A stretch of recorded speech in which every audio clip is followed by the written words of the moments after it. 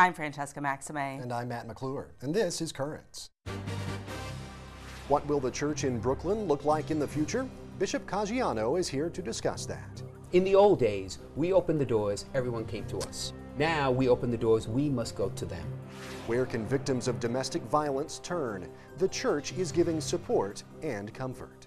The church is a mother, and the mother is very flexible with those that come under her care. And the amazing life of Archbishop Oscar Romero on the 30th anniversary of his assassination.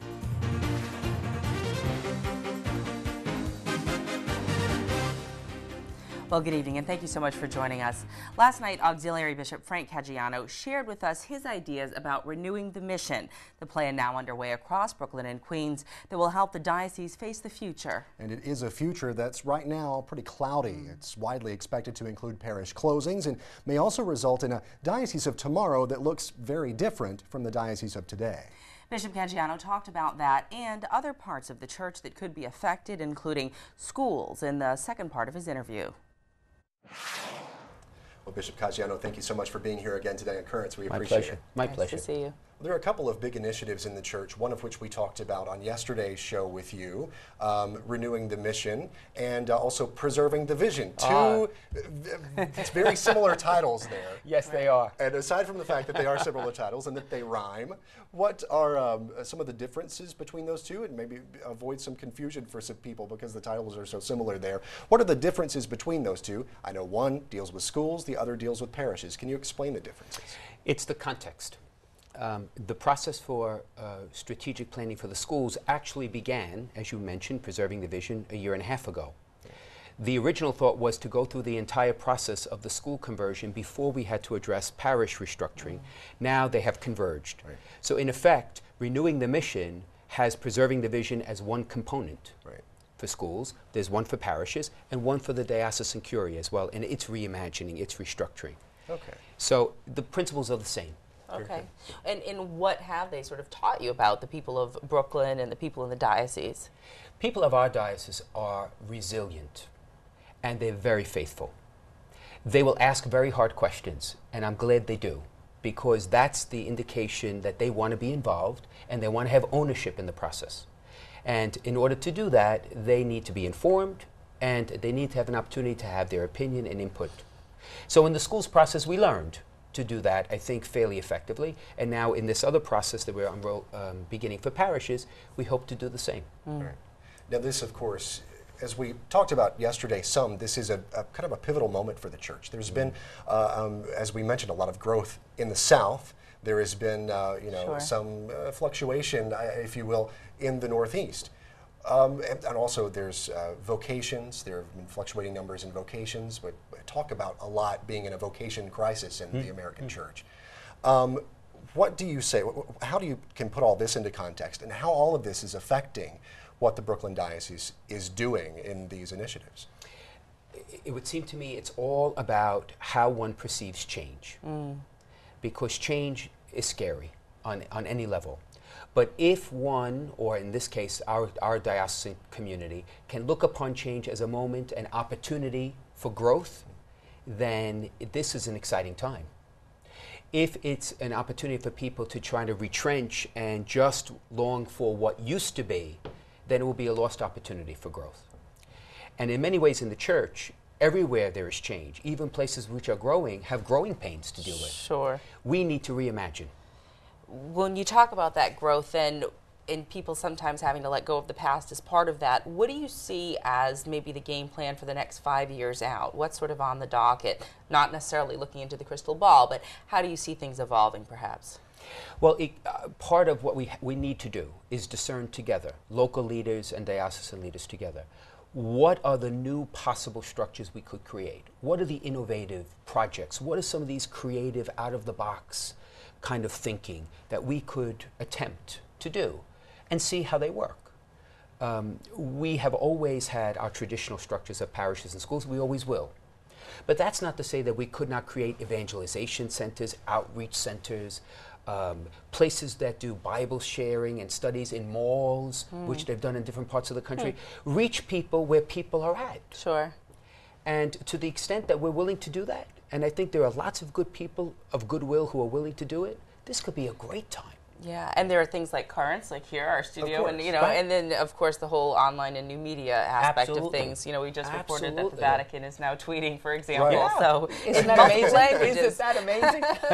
Tweets from the Pope. Right. I love it. Tweets. I love it. Well, of course, the new evangelization is a big part of this. I mean, as we go forward, it was Pope John Paul who called the church to the new evangelization, and this is a big part of it. What are some other aspects as we look down the road that the church, and particularly the Brooklyn Diocese, is using, and maybe some tools that we're using headed down the road to use and implement the new evangelization? To implement the new evangelization, first and foremost, every single person needs to have an ongoing conversion. Because it is not enough to know about Jesus. You need to know Jesus. That's number one. Number two, in many ways, you need to be able to, whoever, need to be comfortable reaching out. In the old days, we opened the doors, everyone came to us. Sure. Now we open the doors, we must go to them. Right. And that's an attitudinal, cultural shift. So basically, it's saying the onus is on you. You, Right. whoever All of us. you. All of I mean, us. whoever is in the diocese. Yeah, I got you. I got you. Yeah. Well, great. All right, we have our personal responsibility and our mantra, and we will march forward. Absolutely, with God's grace, with God's grace. All right, thanks so much for being with us here My at Currents pleasure. today.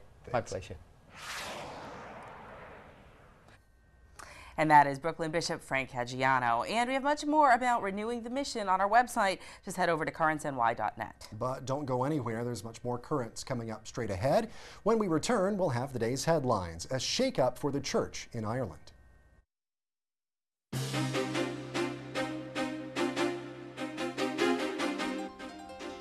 Welcome back to Currents. I'm Francesca Maxime. And I'm Matt McClure. Coming up later, we'll show you how the church is helping deal with the problem of domestic violence and providing hope for victims in the process. But first, let's have a look at the day's headlines.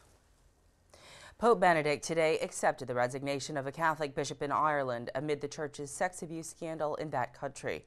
Bishop John McGee is begging forgiveness and pardon for abuse that occurred in his diocese. He is the 5th Irish bishop to submit his resignation because of the abuse scandal that's rocking the church, but his resignation is only the 2nd to be accepted by the Vatican. Pope Benedict also accepted the resignation of Bishop Donald Murray in December.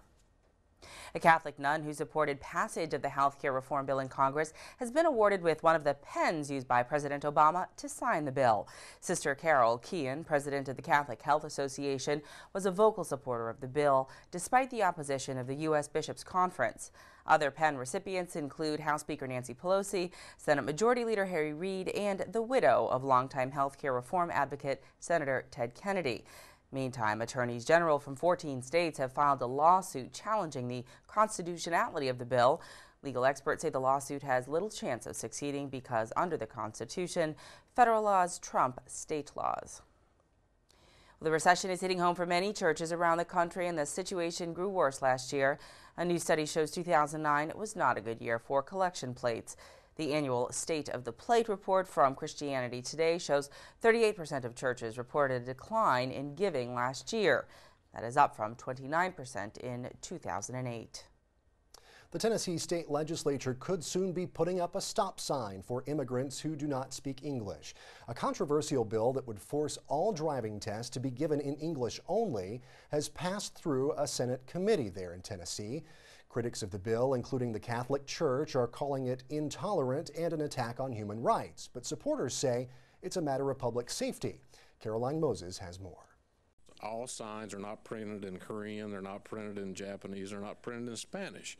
So all road signs are printed in English. I'm going to put you on number 7 right down there. Senator Bill Ketron says drivers who do not know English should not be allowed to get a license. The reason? He says if they cannot read, they cannot understand road signs. But some senators question Ketron's theory. So if it's about public safety, then my follow-up question is, do you have any data, any statistics that show that if we pass this bill, that it will improve public safety? I don't have any, no. Father David Gaffney says Senator Ketron's bill is simply not a matter of safety. From the point of view of the Catholic Church, this is a human right issue. That is, on the face of it, a certain group of people are being singled out on the basis of race, color, or national origin simply because of their lack of fluency in English. Father Gaffney says it takes time to learn a new language in a new country, and in the meantime, immigrants should have the right to the road. The Catholic Church has nothing against people learning English, nothing whatsoever. One would hope that being here, they will, but give them time. Please, give them time. The ayes have it. Ultimately, every senator on this committee, except for Senator Tim Barnes, voted for the bill. To my mind, this bill is one which embraces everyone and says, come, be like us, speak English. And that report from Caroline Moses in Nashville, Tennessee. And finally, religious groups from around the world are pledging to bring an end to the stigma associated with HIV and AIDS. Reports say leaders with 40 religious groups, including Christianity, Judaism, Islam, Hinduism, and Buddhism, signed an agreement yesterday to personally be clear in words and actions that stigma and discrimination towards people living with HIV is unacceptable. A senior UN official welcomed the move, calling it a sea change in attitudes. Well, stay tuned. There's much more currents coming up. Just ahead, the church is there to address a problem of epidemic proportions: domestic violence. In the United States, 1 out of 3 women get abused. Every 60 seconds there's someone being abused.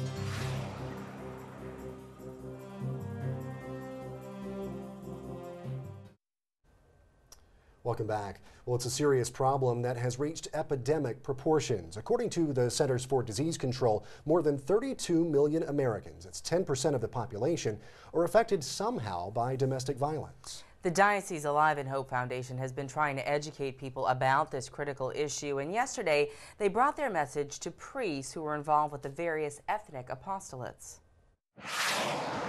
The Alive in Hope Foundation has a history of bringing together people that need help and people that can give help.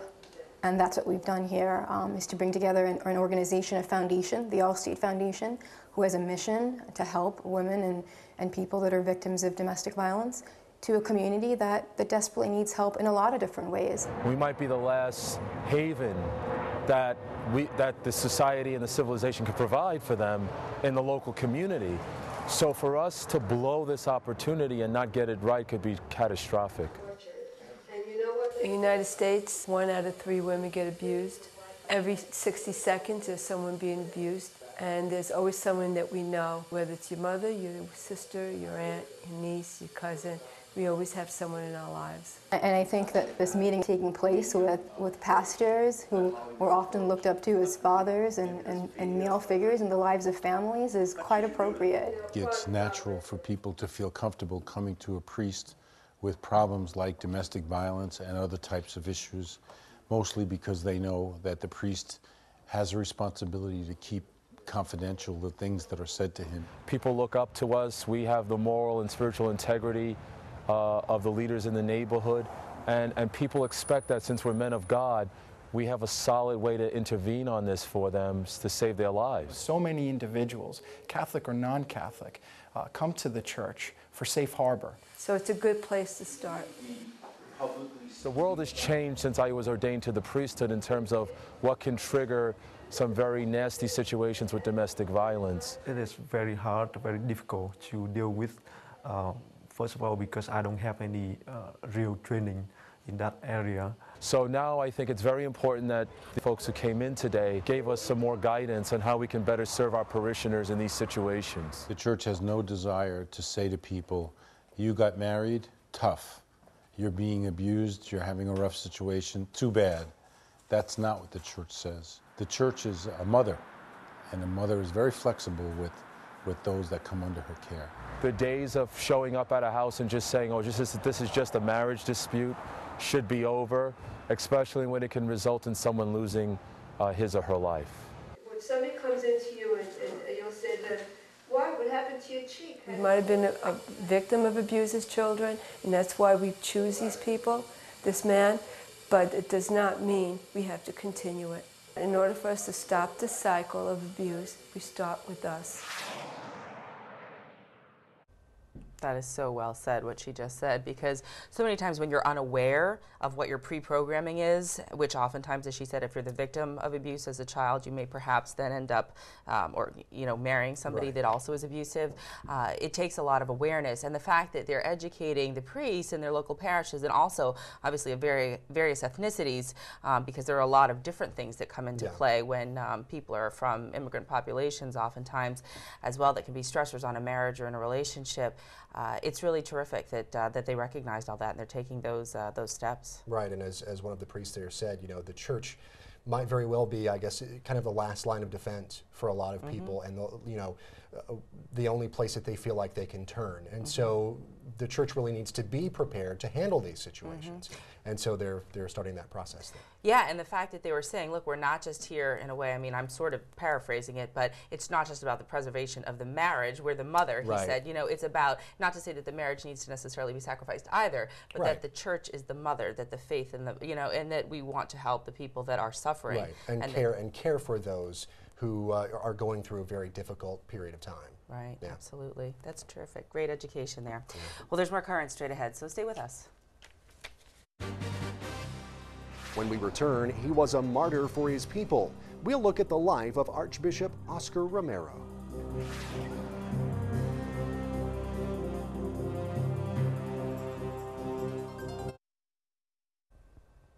Well, it happened 30 years ago today, March 24th, 1980, in a chapel in El Salvador. In the middle of Mass, the Archbishop of San Salvador, Oscar Romero, was assassinated. He was gunned down as he raised the chalice. His murder sparked international outrage, and to many around the world, he is a modern martyr. Now, 3 decades later, there is a growing movement to have Archbishop Romero beatified, and his cause for sainthood is progressing in the Vatican. To learn more about his surprising life and tragic death, our Natalia Ortiz today spoke with Jesuit Father John Deere, a leading peace activist and author. Father John Deere, thank you so much for joining us today. Thanks for having me. So tell us briefly the main parts of Archbishop Romero's life. Well, he was a typical kind of pious conservative bishop in the 1970s in El Salvador, as El Salvador was gearing up for this terrible war. It was just a small country like Connecticut, 5 million people, but a small junta that was controlling the government. And most of the people were desperately poor, and there were right-wing death squads roaming around. He is named Archbishop of San Salvador in 1977. And a few weeks afterwards, this prominent Jesuit was killed. And overnight, he began to speak out and defend the poor and denounce the government and say, you got to stop killing our people and we got to start feeding our people. And the government went ballistic. It was all funded by the United States. And in a matter of years, over a dozen priests were killed and nuns. And by the end of the 1980s, 75,000 people were killed. Well, anyway, Romero preached and spoke out and stood for the poor until finally 1980, 30 years ago today, he was assassinated while saying Mass. I think he's the most important church person in modern times. He's more important than John Paul and Mother Teresa. Well, that's a very important comparison, actually. Tell us about his death.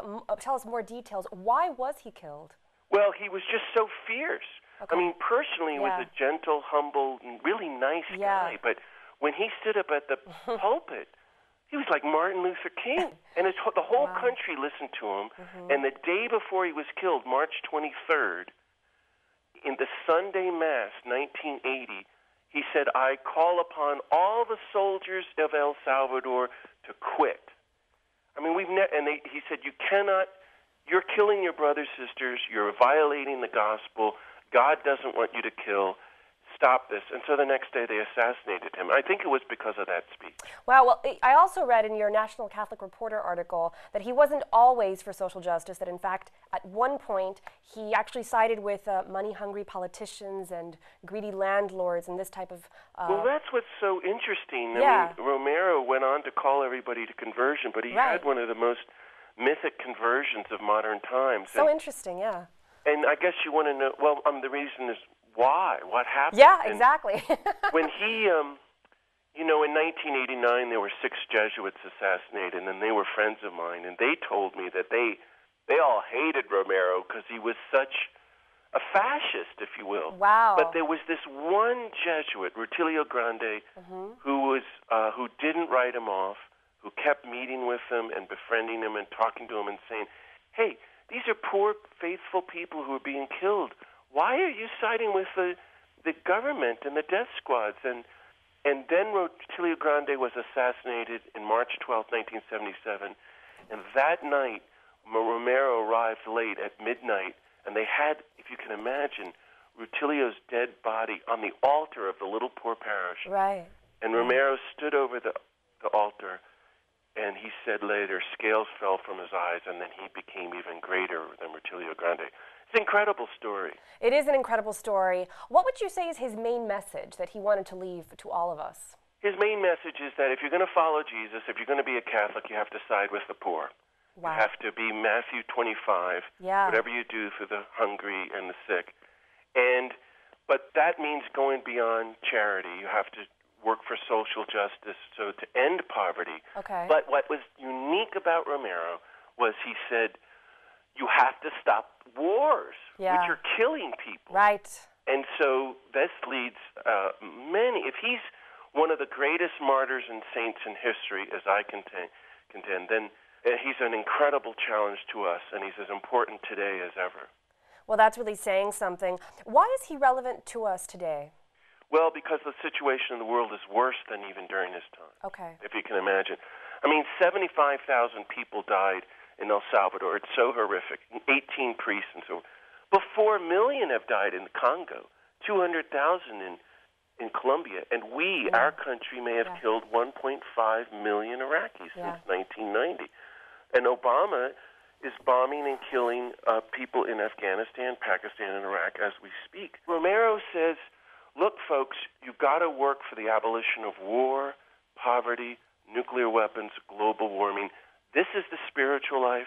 This is what it means to be a person of true prayer.